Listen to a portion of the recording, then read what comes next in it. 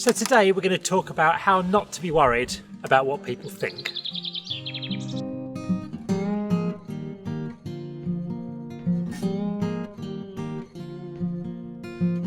Since I've become a massive, internationally famous YouTube star, I've had quite a lot of people who send me messages about how they want to start their own channel, or a podcast, or some other creative outlet. A lot of the time I'll get a message saying, "Hey, I'm starting this new podcast, do you fancy being on it?" And if I can do it at home from Skype, most of the time I'll say yeah if they seem nice people and not too mental. More often than not though, don't hear from them again. Now a lot of people just get bored and just decide not to do it or do something else, but quite a lot of people I think get worried about people's opinion, what their friends and family are going to say if they do something, what the YouTube comments are going to be like. So I thought I'd tell you why that doesn't really bother me that much and how I guess I get my head around what people write. Now I think it's normal for people to be worried about what other people think of them or to want to be liked. I think that's perfectly natural, and it used to be something that affected me a lot more when I was younger. I think it's when you're a bit less secure, maybe when you're growing up, I think it's a bigger issue. But I wanted to explain why it doesn't really bother me anymore, and that's because it's just someone's opinion. Now yesterday, my 2-year-old son, Arlo, got annoyed because there were bits of onion in his onion gravy. He was adamant he didn't like it. But that's not really my problem, is it? You see, not liking onions in his onion gravy is a problem for Arlo, not me. He's the one who's going to have to pick all the bits out of it, or not have sausage and mash with gravy for the rest of his life. It doesn't affect me in the slightest, apart from right now when I'm cooking his dinner.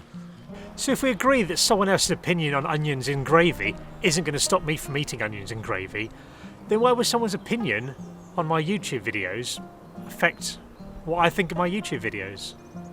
Now my videos aren't particularly controversial or objectionable, so I don't tend to get a lot of negative comments anyway, but occasionally I do get the odd one, or I get people disliking the videos because not everyone's going to like everything. It doesn't bother me in the slightest, it's just someone's opinion. It doesn't affect what I think of the video I've made. My process is basically make a video, I'll decide myself whether it's good enough, and there's plenty of things that I've started making a video and gone, this isn't working, and I've just scrapped them. But once I've decided it's good enough, or it's good, rather than good enough, then what other people think just doesn't matter, because it's just their opinion. Now there's a flip side to this too, and that is that if you're going to block out all the bad stuff, you have to block out the good stuff too.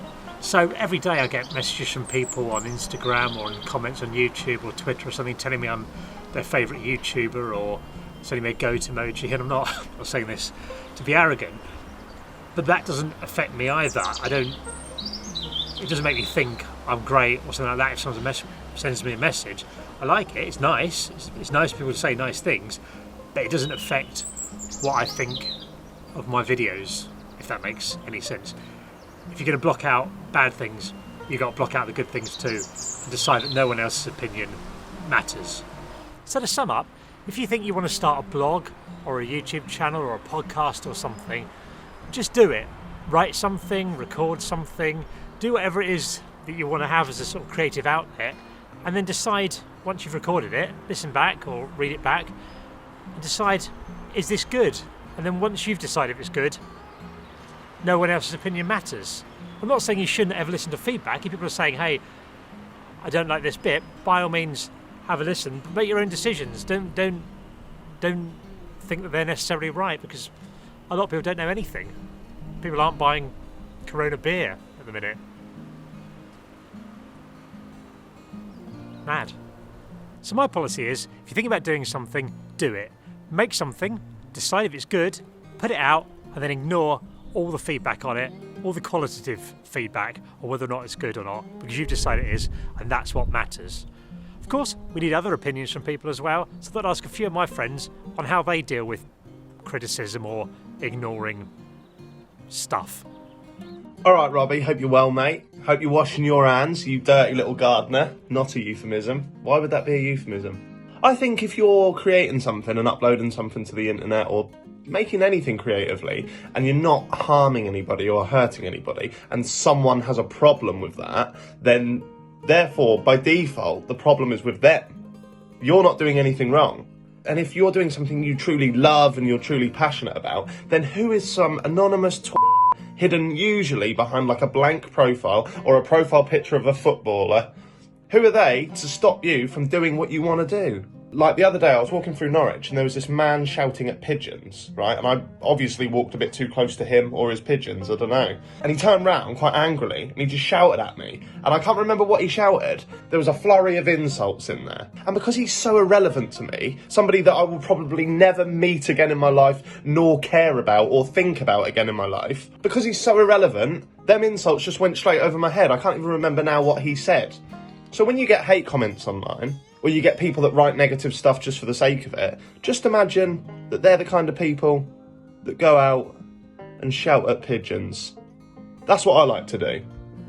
Okay, so when it comes to negative comments, as an ASMR YouTuber, you may think that you may be safe, but no, the trolls are out there. But they're out there, I think, you know, however you are out there online, you're going to get some form of negative attention. And I used to really feel affected by this. I've had my YouTube channel for a few years now, and it used to really bother me, and it would be going through my head all day long, these comments. And then I kind of got to the stage where I was just like, you know what? I don't know this person. I will probably never meet this person in real life, and even if I did, I highly doubt they would say it to my face. So based on that, I've kind of come up with a new attitude of actually brushing it off completely. You know, any negative comments get filtered into spam usually anyway, so I just don't look. And then if I get some comments that even make me sort of laugh a little bit and think, how could you say that sort of thing, then I have named and shamed, and I'm not ashamed of that. I am not ashamed of that, because I just feel like if you can give it out, you've got to learn to take it too.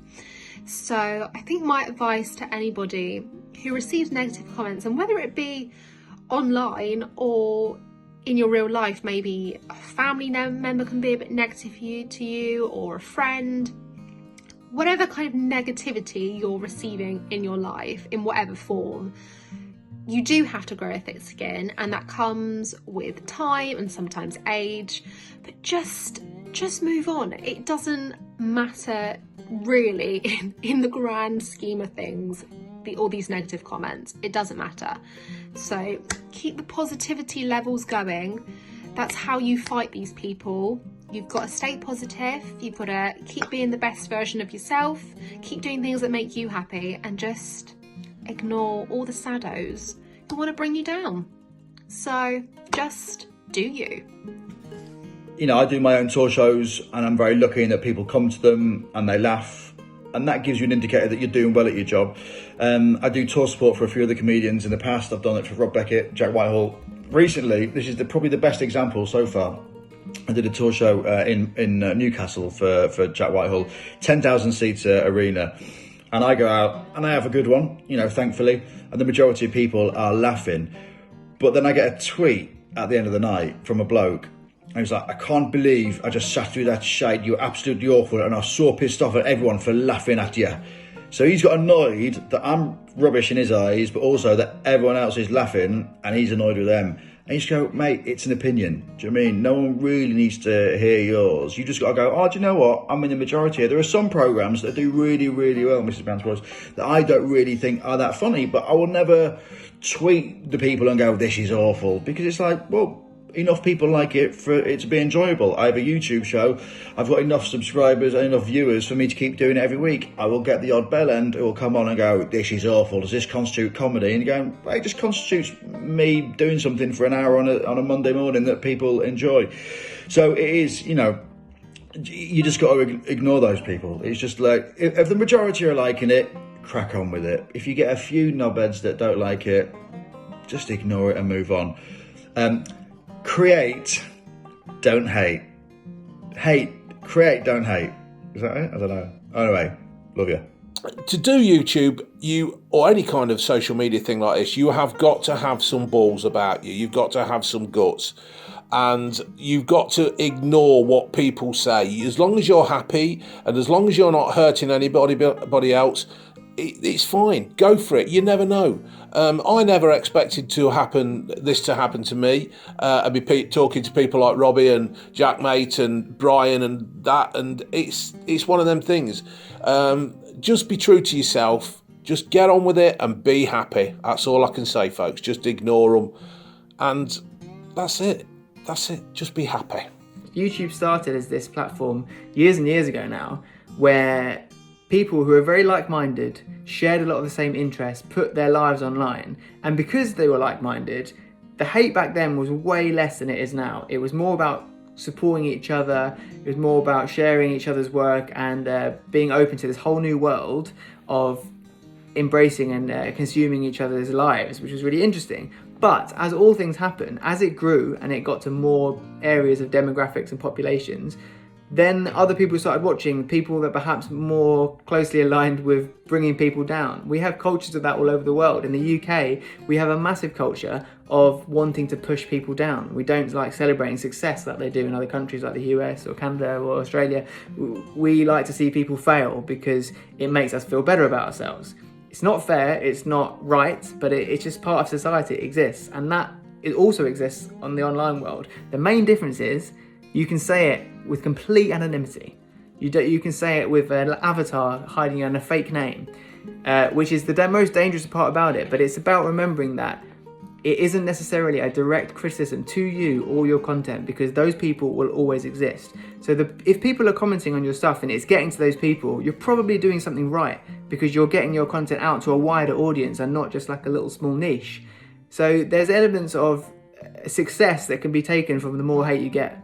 If you're not offending anyone, or you're not ridiculing anyone, or making hurtful content, if people are just criticizing you for the music you've used, or like a certain shot you've used, or the way you said something or reacted to something, it's on them. Let them have that.